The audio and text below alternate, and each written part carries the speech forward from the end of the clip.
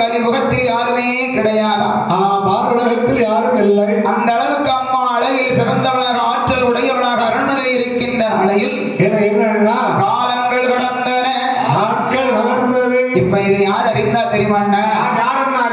அலை கடலுக்குள்ள இதனால் இதுவரைக்கும் அமைதியாக இருந்தாரே முருகன் பெருமான். ஆமா, முருகன் நினைக்கிறார், என்ன நினைத்தார்? நாம அமைதியாக இருந்தோமானால் அம்மாவுக்கும் அப்பாவுக்கும் திருமணம் நடக்காமல் போய்விடும். ஆமா, அதனால நம்ம என்ன கலகத்தை உண்டு செய்ய வேண்டும் என்று கந்த கடவுளாகி முருகப் பெருமான் தாய் பார்வதியை மனதிலே நினைத்து வணங்கினார். சரி, தகப்பனாகிய சிவபெருமானை வணங்கினார். ஆண்டவரை அடிபணிந்து வணங்கினார். ஐயா, அப்பா, என்னப்பா, பரமேஸ்வரா, பரம்பொருளே, அடியேனை மன்னித்து விடுங்கள். ஐயா, அம்மா, அடியேனை மன்னித்து விடுங்கள். மன்னித்து விடுங்கள். உங்களுக்காகவும் அம்மா அம்மா உமையவளுக்காக சரி, நான் இப்போ ஒரு சேட்டை செய்ய போறேன்.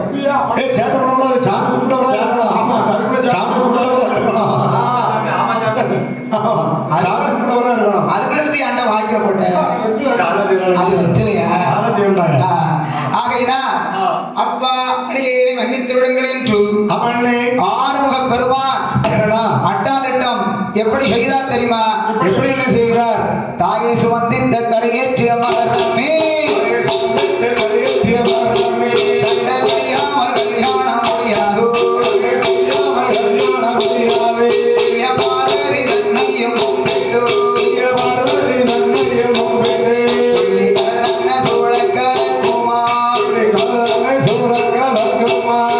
தன்னையும் மாலாறு கட்டிவிட்டார். மாலை போல் செய்வாரா சிப்பை குறைக்கின்ற மன்னன் குமாரரை திசையப்போ தெரியாமல் கொண்டு போக கொண்டே விளைகின்ற சங்கிலியாறு கூமா பதினெட்டாம் துப்புதுப்பாய் போகவே கட்டை வன்மலை கயிறுகள் முடிவட மரங்கள பிச்சு பிச்சு போடுதா அந்த கருவாண்ட கடல் கொண்டு போகவே கடலுக்குள்ளே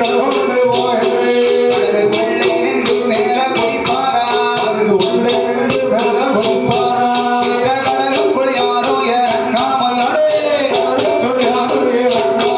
கதிகையிலை என்று கெஞ்சி கெஞ்சி திரிவோரோம் ஆட்டுகீரைய வாட்டி வாயில் புசி போறோம் மகரத்தை பிடிக்கின்ற பேர்களுக்கும் மகளை மாலையிட்டு தாரேன் என்று சொல்லி திறப்படுகின்ற பண்டிகரை அழைத்து வந்து வெடிக்கும் படகிலே ஏற்றினார். முருகன் என்ன செய்தார் தெரியுமா? மீன் பிடிக்க வருவார்களே மீனவர்கள், ஆமா ஆமா, அவர்களை எல்லாம் சரி, கடலுக்குள்ள மீன் பிடிக்க விடாமல் ஆமா, மீனவர்களை எல்லாம் முருகப் பெருமான் அடித்து நொறுக்கி அலைகடல் ஓரமா தள்ளுறார். சரி, அவங்க கொண்டு வந்தாங்களே படகு படகெல்லாம் தண்ணியோட தண்ணியை அடிச்சு நொறுக்குறார். சரி, படகு மட்டும் வேண்டா, என்ன கடல்ல கப்பலை பார்த்திருக்கீல? பாத்துக்க கப்பல் பெருசா இருக்குல்ல கப்பல். அந்த கப்பலை ஆமா மீனாக இருந்த முருகன் சரி வாழை கொண்டு லேசா ஒரு தட்டு தட்டுவார். லைட்டா தட்டினா போதும், கப்பலே கடலுக்குள்ள கவிழ்ந்துருமா. அப்ப மீன் இவ்வளவு பெரிய மீனா இருந்திருக்கணும். எவ்வளவு பலம் வாய்ந்த மீனுன்னு பாத்துக்கிடுங்க. ஆமா ஆமா, கப்பலே பெருசு, கப்பலைய வாழா தட்டியாச்சுன்னா கடலுக்குள்ள கப்பல் சாஞ்சிருமா. ஆமா ஆமா, எந்த அளவுக்கு பலசாலியா இருந்திருக்காருன்னு பாருங்க முருகன். அந்த முருகப் பெருமான் என்னையா அட்டாதிட்டம் செய்ய செய்ய ஆமா மீனவர்கள் எல்லாம் பயந்து கடலுக்குள்ள மீன் பிடிக்க போக முடியாமல் தவித்தார்கள். தொழிலே இல்லாம இருக்கிறாங்க. ஒரு நாளா 2 நாளா எத்தனை நாட்கள்? 6 மாத காலங்கள் கடலுக்குள்ள யாரும் மீன் பிடிக்க போக முடியாது. சரி, இந்த மீனவர்கள் எல்லாம் என்னையா மீன் வியாபாரம் நடத்துகிற போது ஆமா சில நேரம் மீன் நல்ல விற்பனை ஆயிரும், சில நேரம் மீன் விற்பனை இல்லாம இருக்கும். அந்த மீனை வீட்டுக்கு கொண்டு வந்து ஆமா உப்பு கண்டம் போட்டு சரி கடற்கரை மணல்ல அதை காய வைப்பார்கள். அதை காய வச்சா அங்க கருவாடாக மாறிவிடும். அந்த கருவாடு எல்லாம் கடல் தண்ணியில அந்த மணல்ல காய வச்சாங்க இல்லையா? ஆமா ஆமா, பகவான் தண்ணிக்குள்ள மேல ஒரு குதி குதிச்சார்ல. ஆமா. அலைகடல் ஓரமாக அலையடித்து சரி. கடற்கரை ஓரத்துல இருக்க கருவான் எல்லாம் கடலுக்குள்ள முருகை எடுத்துட்டு போயிட்டார். இப்போ இவர்களுக்கு கருவாட்டு வியாபாரம் கிடையாது. மீன் வியாபாரம் இல்ல, கருவாடு வியாபாரம் இல்ல. என்ன நாவெல்லாம் டீ அருந்த வேண்டுமானால் எதை சாப்பிட்டு அருந்துவோம்? என்ன சாப்பிட ஒரு பானை இல்லைன்னா ஒரு போட்டலாம், அப்படி இல்லைன்னா ஏதாவது மொச்ச கொட்டலாம், ஏதாவது ஒரு பச்சை முறுக்கு, ஒரு 50 மிச்சரு என்னெல்லாமோ இருக்கு. ஆமா, உமா சாப்பிடலாம். இதெல்லாம் வச்சு நம்ம டீ சாப்பிடுவோம். ஆமா ஆமா ஆமா. மீனவர்கள் எல்லாம் என்ன காலை எழுந்த உடனே அவங்க வீட்டுல டீ போடுவாங்க. காலை டீ போடுவாங்க, அவங்களும் வீட்லயே போடுவாங்க. சரி. வீட்டுல டீ எப்படி போடுவாங்க? எப்படி போடுவாங்க? நம்ம வீட்டுல என்ன அடுப்பு இருக்கு? நம்ம வீட்டுல இப்போதைக்கு கேஸ் அடுப்பு, இருக்கு, கரண்ட் அடுப்பு இருக்கு. ஆமா. எல்லா அடுப்பும் நவநாகரிக காலம் இப்ப வந்தாச்சு. இருக்கு. அந்த காலம் இப்படி அடுப்புலாம் கிடையாது. பிறகு எப்படி எடுப்போம்? விறகு அடுப்பு தான் வீட்டுக்கு வீடு உண்டு. விறகு அடுப்பு இருக்கும். ஆமா. சரி. விறகு அடுப்புல ஆமா இவங்க டீ போடுவாங்க. சரி. வீட்டுல இருக்கிற பாத்திரத்துல ஆமா பால் ஊற்றி, ஆமா தண்ணீர் சேர்த்து, சரி, அதுக்குள்ள டீ தூளை போட்டு ஆமா நல்லா கொதிக்க வைப்பாங்க. சரி. கொதிச்சு ஆமா அதுக்கப்புறம் அதை வடிகட்டி சரி டீ தயாராகிடும். டீ தயாரா இருக்கிறது. டீக்கு நாம என்ன சாப்பிடுவோம்? நாம என்ன சாப்பிடுவோம்? வடை சாப்பிடுவோம், வடை சாப்பிடுவோம், போண்டா சாப்பிடுவோம், முறுக்கு சாப்பிடுவோம். இது நம்ம பழக்கம். ஆமா ஆமா. அவனும் இந்த வடை போண்டா அதெல்லாம் தெரியாது. இதெல்லாம் பிடிக்காது அவங்களுக்கு. சொல்றதை கேளுப்பா. சொல்லுங்க. வீட்டுல மீன் இருக்கும் இல்லையா? ஆமா ஆமா. அந்த மீனை எடுப்பாங்க. சரி. இந்த விறகடுப்புல தணல் இருக்கு இல்லையா? ஆமா ஆமா. எரிஞ்சு முடிஞ்ச தணல். சரி. அந்த தணல் உள்ள மீனை வச்சிருவாங்க. மீனை வச்சிருவாங்க. ஒரு புறத்துல வெந்துகிட்டு இருக்கும். சரி. மறுபடியும் அந்த மீனை மாற்றி வைப்பாங்க, திருப்பி வைப்பாங்க. அது மறுபடியும் வெந்துகிட்டு இருக்கும். ஆமா.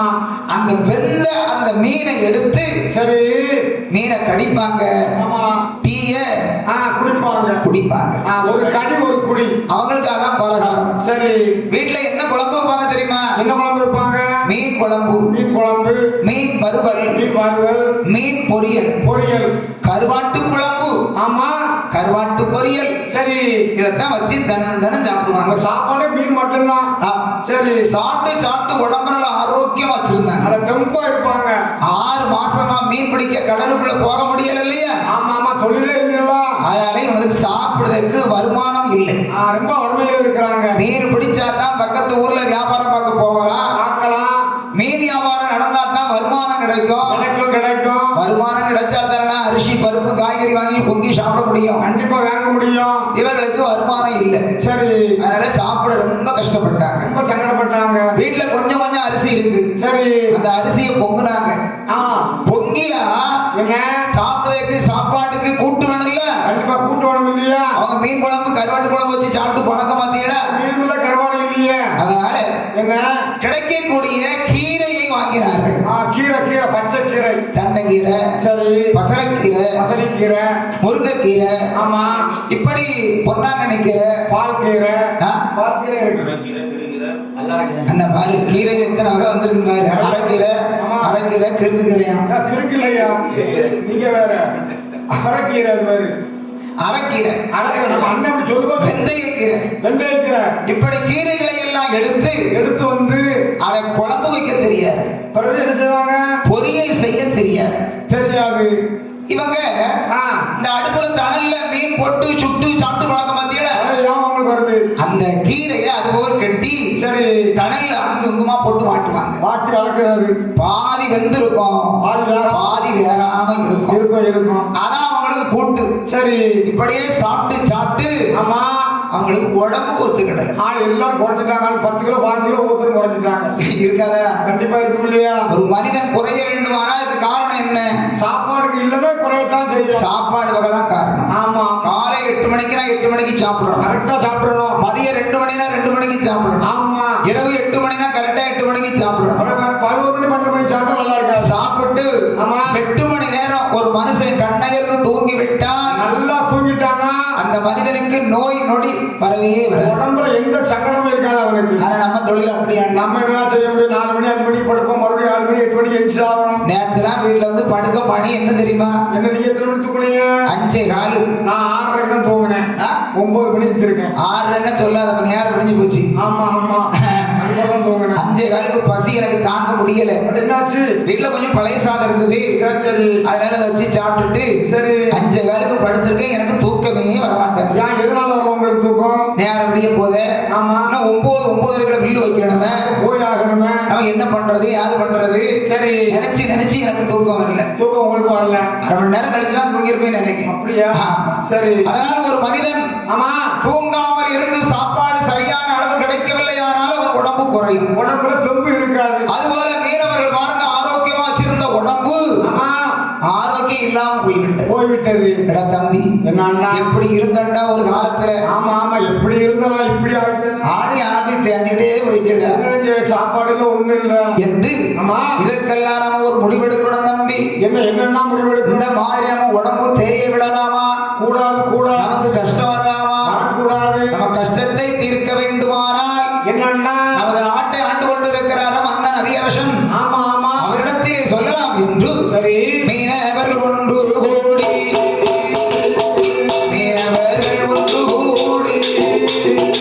மன்னரோட மாளிகை மக்கள் எல்லாம் அங்கல்லோ அதியரசன் இடமதிர அதியரசன் இடமதிர அனைவர்களும் சொல்லுவார் அதியரசன் இடமதிர அதியரசன் இடமதிர அனைவர்களும் சொல்லுவார்.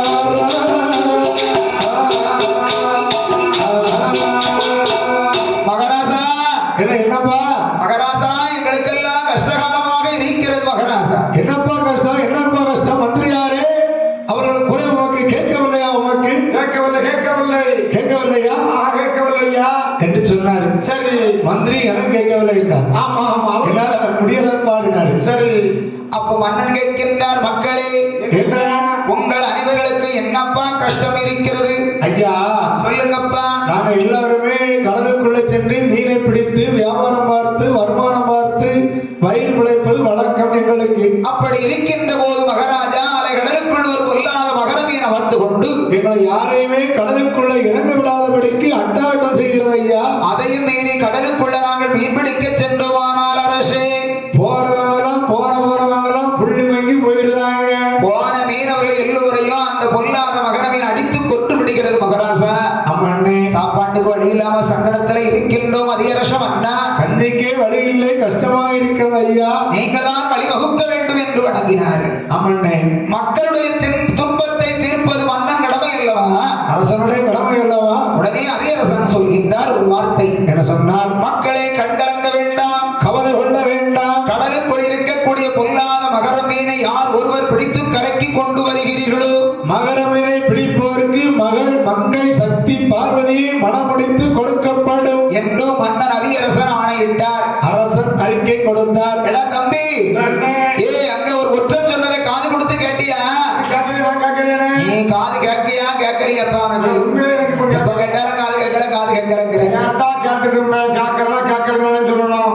அப்ப நான் உனக்கு கேட்கிற மாதிரி சொல்லட்டுமா? சொல்லு பாப்போம். என் முகத்தை பாரு, நல்லா பாத்துக்கிட்டே இருந்தேன். ஏன் கேட்டுதா? ஏன நீ பேசுறத கேட்கல. எனக்கு கண்ணு தெரியல போன என்ன பேசுறது. கண்ணு தெரியல? ஆமா கண்ணு தெரியலங்க. ஆனா என்ன அன்னைக்கு அது என்ன எழுத்த விடுங்க, அந்த எழுத்த நல்லா சைஸா பார்த்து சொல்லுது. சைஸ கரெக்டா சொல்லலாம். அது கரெக்டா தெரியும். எழுத்து எங்க எழுத்துன்னு தான் தெரியாது. சைஸ் கரெக்டா தெரியும். கரெக்டா சைஸ் அழகா எழுதிருக்கு அப்படின்னு சொல்லி. ஆமா ஆமா ஆமா. ஆனா கூட சொல்லுவேன் முடியும். அப்படியா? ஆமா தம்பி, மீனை பிடித்தவர்களுக்கு பொண்ணா? அப்படியா? போகுமா? ஏன்னா உடனே போக என்று சரி நான் சென்று வருகிறேன் என்று போட்டி போட்டு 60-70 பேர் இருக்கும். எல்லாரும் போனாங்க. கடலுக்குள்ள மீன் பிடிக்க போனாங்க. சரி போன மீனவர்கள் எல்லோரையும் ஆமையா பொல்லாத மகர மீன் அடித்து நொறுக்காலை கடல் ஓரமாக தள்ளிவிட்டது. கடற்கரை ஓரத்தில் எல்லாரும் ஆடிய முகத்தோடு இருக்கும் போது, சங்கடத்தோடு இருக்கும் போது அங்க யார் வாரதை வண்ண மலையாள மாந்திரவாதி, மலையாள மந்திரவாதி, மலையாள மந்திரவாதி அந்த நேரம் வருவாரா அங்கேதானே மலையாள மந்திரவாதி மலையாள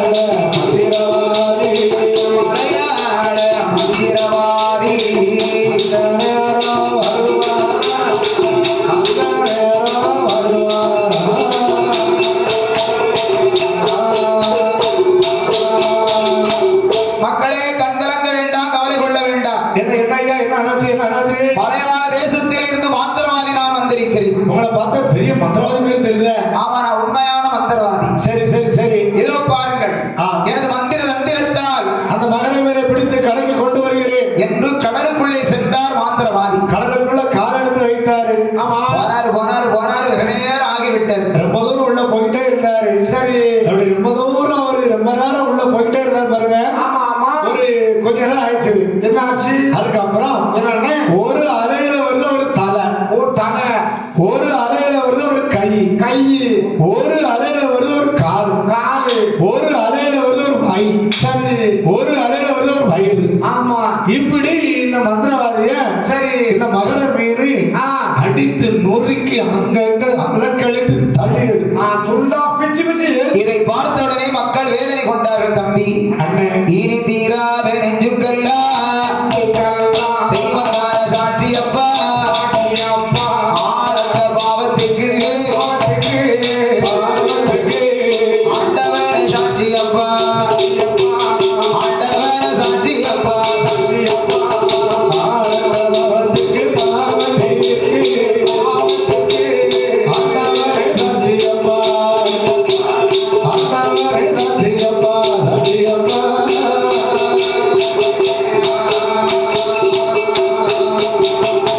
எல்லோருமா ஒன்று கூடி எங்கே எங்கே வாராரா மதியரச நாட்டு மக்கள் அனைவருமா ஒன்று கூடி குறைகளையும் சொல்வதற்கு கோவிலுக்கு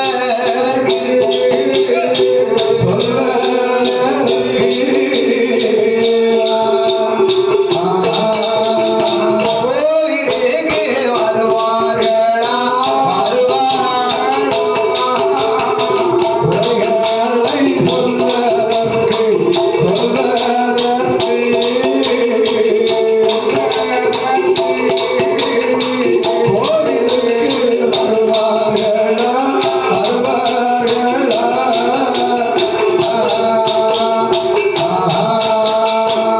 தம்பி அண்ணன், இனிமே யாரையுமே நம்ம நம்பிவிடக் கூடவே கூடாது. திக்கற்றவருக்கு தெய்வம் தான் சாட்சி. ஆமா. ஆளற்றவற்றுக்கு ஆண்டவனுடைய திருநீரே சாட்சி. சாட்சி. அதனால நம்ம எல்லோருமே தெய்வத்தோட ஆலயத்திற்கு சென்று அந்த தெய்வத்திடத்திலே சென்று ஆமையா. கடவுளத்திலே கஷ்டங்களை எல்லாம் சொல்ல வேண்டும் அண்ணா. ஆமா. என்று மீனவர்கள் எல்லோரும் ஒற்றுமையாக ஒன்று கூடி அந்த கடற்கரை ஓரத்தில் இருக்கக்கூடிய சிவ ஆலயத்திற்கு எல்லோரும் வந்தாரு. மங்களநாதர் மங்களநாயகி அம்மன் ஆலயத்தில் வந்து அவனை தங்களோட இனத்தார்கள் கூட்டத்தோட சென்று கூட்டத்தோடு சென்று கூட்டத்தோட சென்று கூட்டத்தோடு சென்று அபிஷே தம்பிரான் கோவி வீர தீபமது ஏற்றி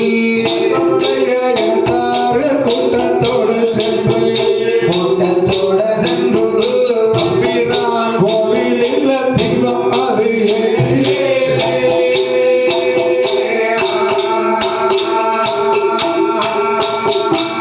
கடலை நம்பி கொண்டிருந்து குடிவிழைத்தோம் ஐயா, விளைத்தோம் ஐயா, குடிவிழைத்தோம் ஐயா. விளைத்தோம் ஐயா. அந்த மீனை சோறு சாப்பிடு வண்டி எல்லாம் அடியாரை போல் நடக்கும் துடியிலை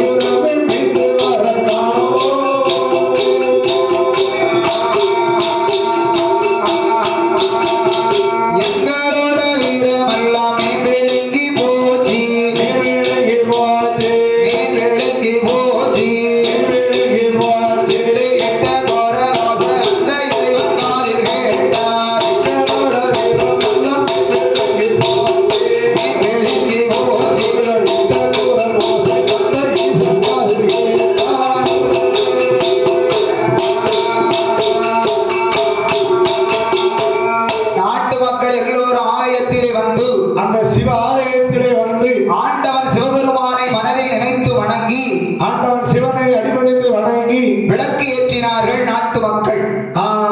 அதாவது பசு நெய் ஊற்றி பஞ்சு திரி போட்டு அவன்னா பற்ற வைத்தார் திருவிளக்கை. சுடர் தீபத்தை ஏற்றி வைத்தார்கள் அந்த ஊர் மக்கள். தீபமேற்றி திருநீலகண்டனை வணங்கி வழிபட்டார்கள். பரமேஸ்வரா, பரம்பொருளே, இந்த கடலை நம்பிக்கொண்டு குடி விளைத்துக் கொண்டு இருந்தோம் இறைவா. கண்ட மீன் சோறு சாப்பிட்டு எங்களுடைய பண்டியெல்லாம் செய்திருக்கிறது சுவாமி. ஆதி ஒரு காலத்தில் அதியரசனுக்கு குழந்தை இல்லாமல் இருக்கின்ற போது நாங்கள் எல்லாம் கவலைப்பட்டோம் இறைவா. இந்த அதியரச மன்னனுக்கு அலைகடலே அன்னை ஆதிபராசக்தி கிடைத்த உடனேயே நாங்கெல்லாம் மிகவும் ஆனந்த வெள்ளத்திலே சந்தோஷமாக இருந்தோம் பரமேஸ்வரா. அனைவருக்குமே அளவுடந்த ஆனந்தம், மன்னருக்கு மட்டற்ற மகிழ்ச்சி. அந்த பிள்ளை தந்த சமுத்திரம் இன்றைக்கு எங்களுக்கு பெரிய பகையாகிவிட்டது ஐயா. நாட்டு மன்னன் நாட்டு மக்கள் எல்லோரும் மன்னனிடத்திலே சொன்ன போது மகரமேனை பிடிப்பதற்கு மங்கை விதத்தை பார்வதியை மனமுடித்து கொடுப்பதாக மன்னன் சொல்லியிருக்கிறார். அதியரசன் மீனை பிடித்தவருக்கு தன் மகளை தான் கட்டி கொடுக்கிறேன் என்று சொன்னார் இறைவா. மனமுடித்து கொடுக்கிறேன் என்று சொன்னார் அல்லவா. எத்தனையோ மீனவர்கள் எல்லாம் மீன்பிடிக்க அலைகடலுக்குள் செல்லும் போது முயற்சி செய்தவர்கள் எல்லாம் முடியவில்லை முடியவில்லை என்று சென்று விட்டார்கள் ஐயா. மகர மீனை எல்லாத்தையும் அடிச்சு நொறுக்கி விடுகிறது ஆண்டவா. ஐயோ, மகர மீனை பிடிப்பது எப்போ இறைவா? நாங்கள் எல்லோரும் மகிழ்ச்சியாக ஏற்பது எப்போது இறைவா? கடலுக்குள் இருக்கக்கூடிய பொல்லாத மகர மீன் கரையேறுவது எப்போ? அவளுடைய கஷ்ட காலங்கள் எல்லாம் தீர்வது எப்போ? கோவிலிலே வந்து குறைகளை இறைவனிடத்திலே சொன்னார்கள் நாட்டு மக்கள். எல்லோரும் இறைவனிடத்திலே முறையிட்டார்கள். நாட்டு மக்கள் சொன்னதை அறிந்தார் ஆண்டவராகப்பட்ட பரமேஸ்வரன்.